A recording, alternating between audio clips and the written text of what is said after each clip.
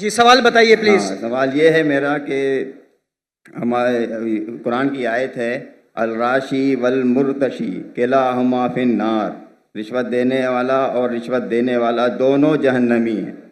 تو ہمارے ملک پاکستان میں کافی ادارے ہیں، میں ادارے کا نام لینا نہیں چاہتا، اور ہندوستان میں بھی ہوں گے اور ممالک میں بھی رشوت دیتے ہوں گے.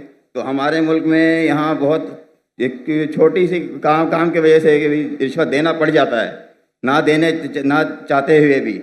تو پھر اس کے لیے ہمیں کیا کریے؟ دوشی کون ہے پھر، ہم یا جو جس کو دے رہے ہیں ہم وہ ہیں؟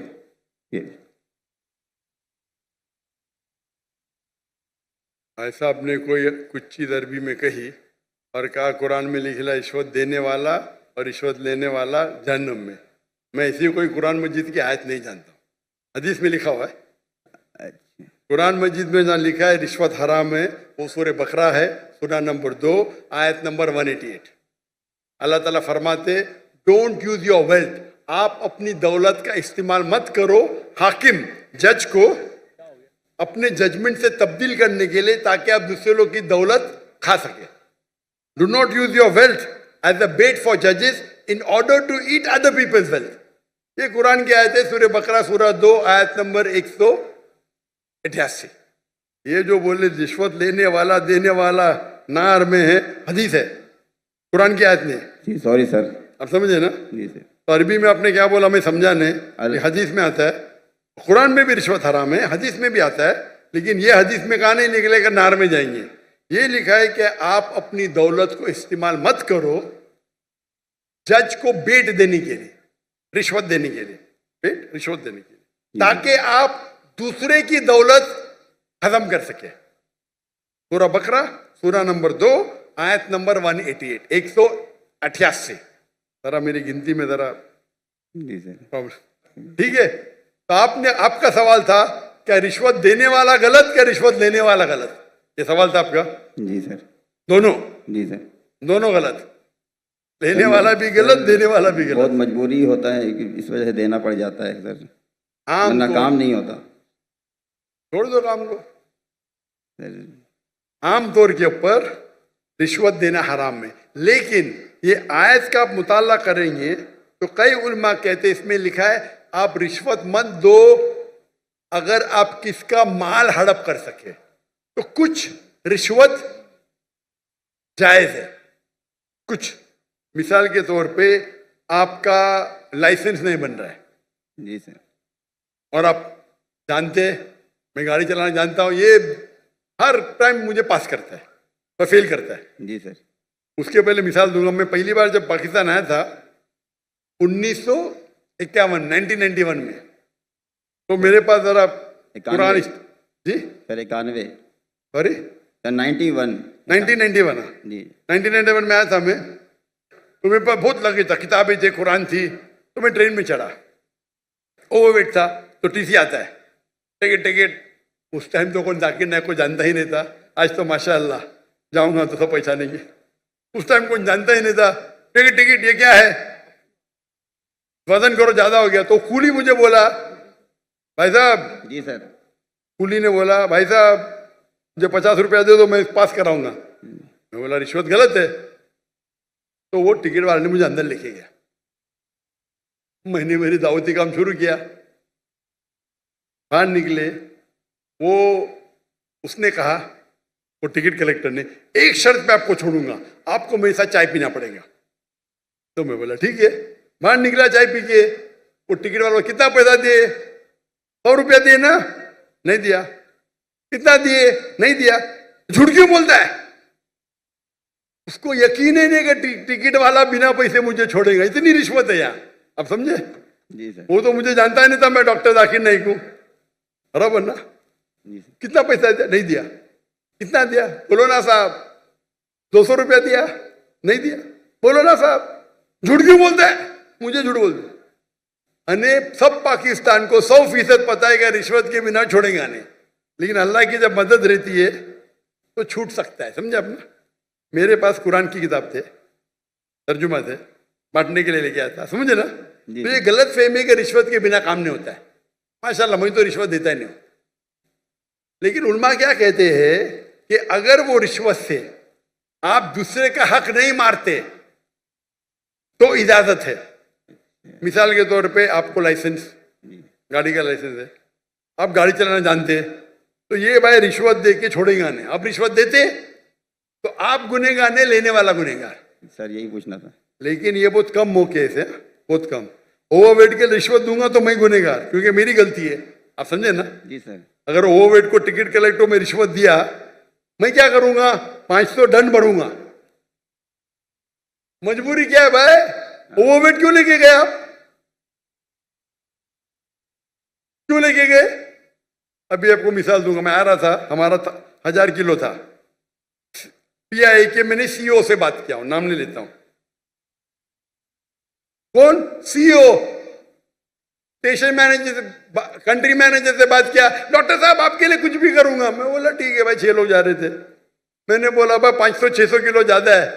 हाँ हाँ डरो मत, मुझे 50% डिस्काउंट दूंगा। मैं बोला भाई 50% डिस्काउंट के बदले में और 4 लोग को लेके आऊं, और सस्ता पड़ेगा ना। बोला देने का तो फ्री दे, मतलब मत दे। ठुकरा दिया मैंने। Pi Pakistan airline. अरे इंडियन में कोई भी गैर मुस्लिम मुझे देखेगा तो फ्री में छोड़ेगा। ये है इंडिया। गैर मुस्लिम डॉक्टर जाकिर नाइक को देखेगा, 1000 किलो 2000 किलो छोड़ देता है। ये पाकिस्तान है।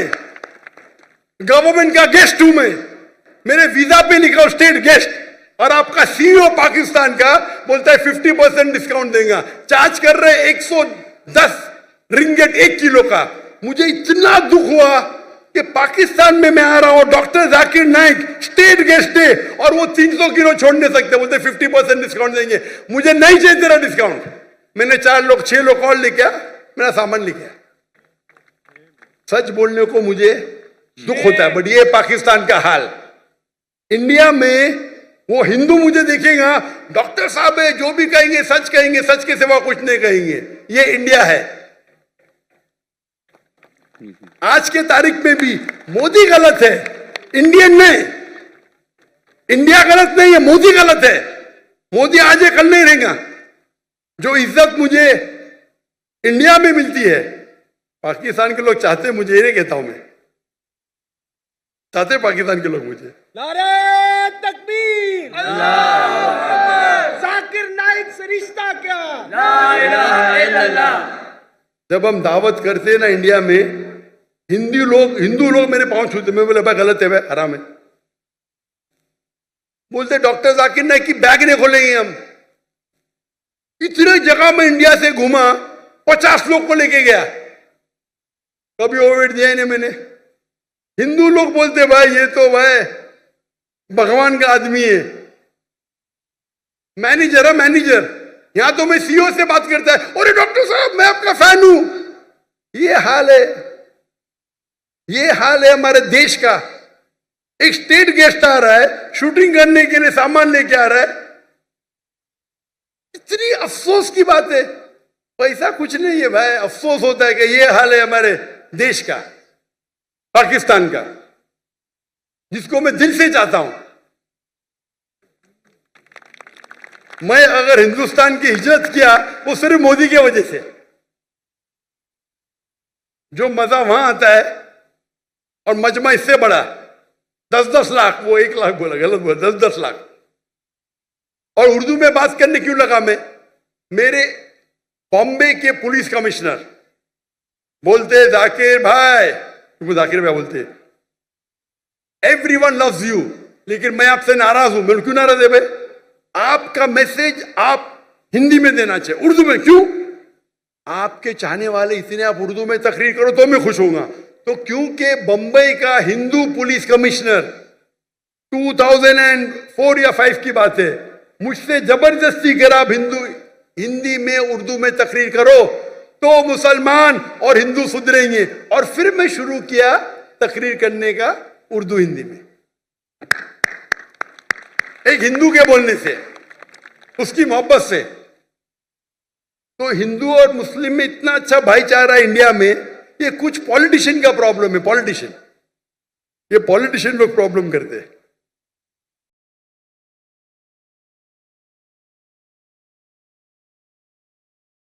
मैंने और तो कोई बात नहीं करनी, बस ایک بات تھی تو میں نے کہا وہ میں یہاں کر ہی دوں کہ جب پرسوں 2 دن پہلے ڈاکٹر ذاکر نائک صاحب یہاں گورنر ہاؤس میں اپنا لیکچر دے رہے تھے تو میں کچھ دیر کے لیے کراچی ایئرپورٹ پہ جو ایک بلاسٹ ہوا اس میں اٹھ کر گیا تھا، لیکن پھر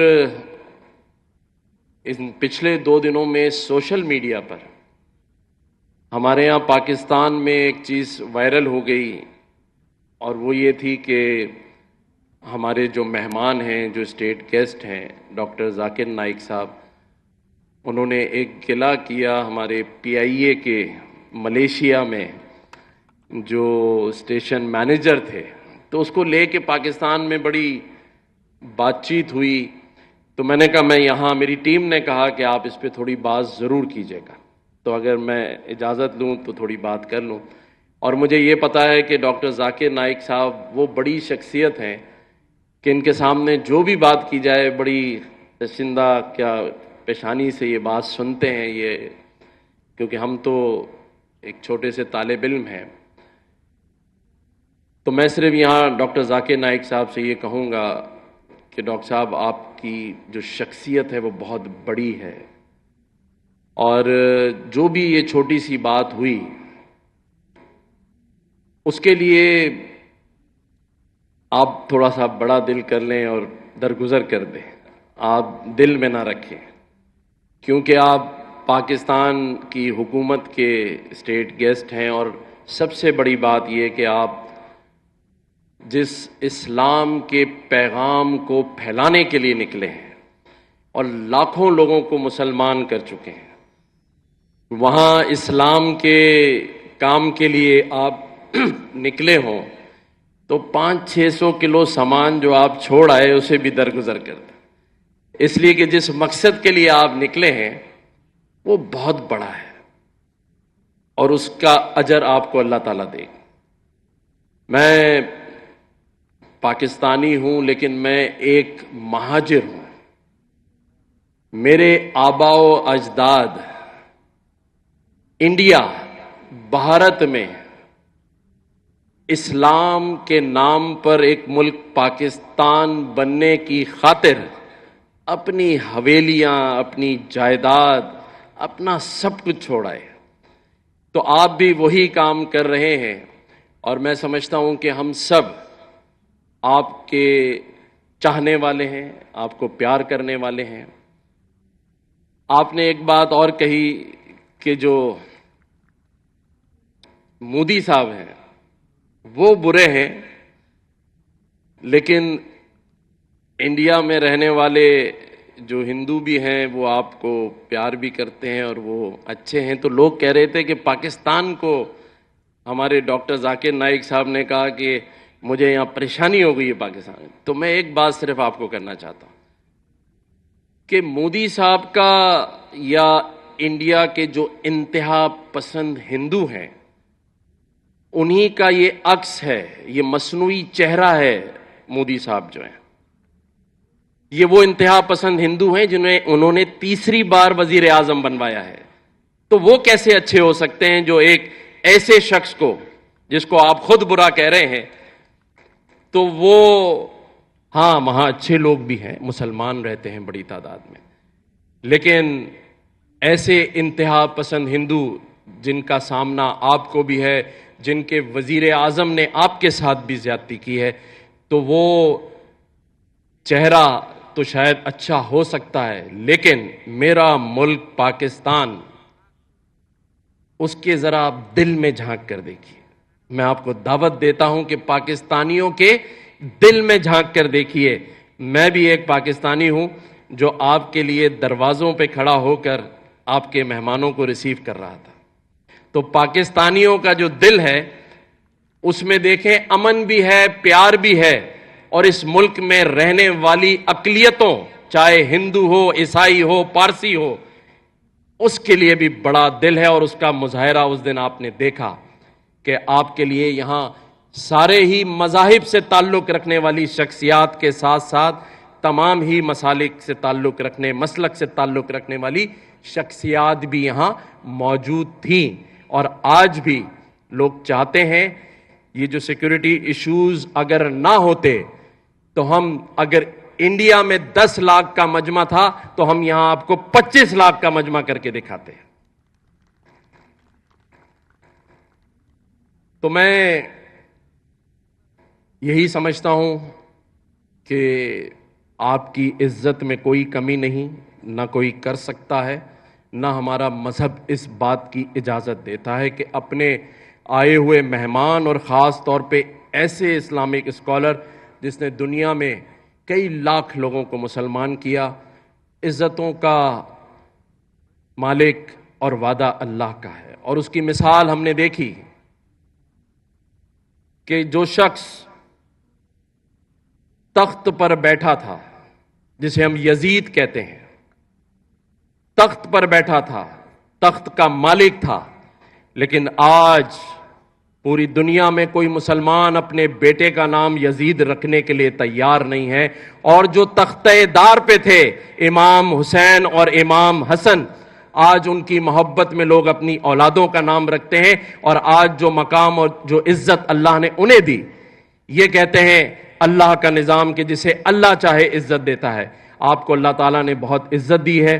ہم آپ کا شکریہ ادا کرتے ہیں کہ آپ نے پاکستان آئے، انتخاب کیا. ہمارے لیے قابل عزت اور آپ احترام ہیں. اگر پھر بھی کوئی آپ کے عزت اور اکرام میں غلطی ہو گئی ہو تو میں اس اسٹیٹ کا، اس صوبے کا آئینی سربراہ ہوں، ہیڈ آف دا اسٹیٹ ہوں، میں آپ سے معذرت چاہتا ہوں. شکریہ.